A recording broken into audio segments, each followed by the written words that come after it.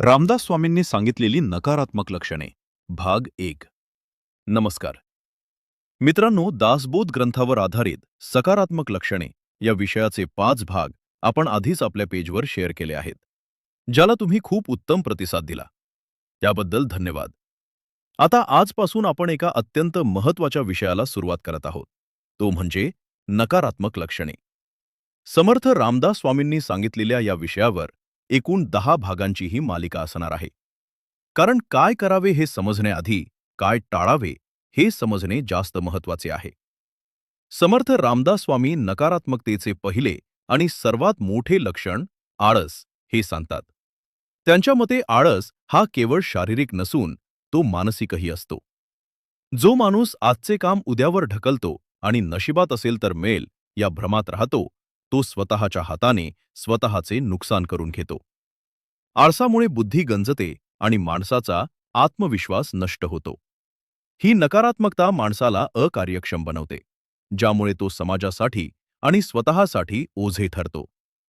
दुसरे नकारात्मक लक्षण म्हणजे अतिशहाणपणा किंवा अहंकार. समर्थ म्हणतात की ज्याला असे वाटते की आपल्याला सर्व काही समजते आणि जो इतरांचे ऐकून घेण्यास तयार नसतो, तो प्रगतीचे सर्व मार्ग स्वतःच बंद करून घेतो. अहंकारी माणूस नेहमी स्वतःला श्रेष्ठ मानतो आणि दुसऱ्याला कमी लेखतो. हा नकारात्मक विचार माणसाला एकाकी पाडतो आणि प्रगतीमध्ये अडथळा निर्माण करतो.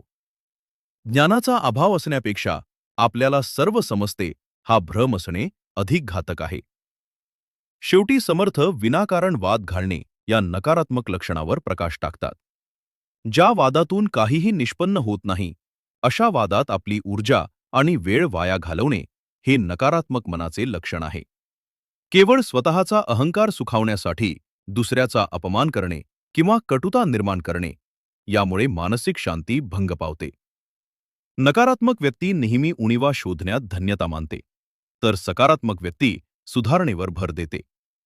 थोडक्यात सांगायचे तर आळस, अहंकार आणि व्यर्थ वाद ही नकारात्मकतेची पहिली पायरी आहे.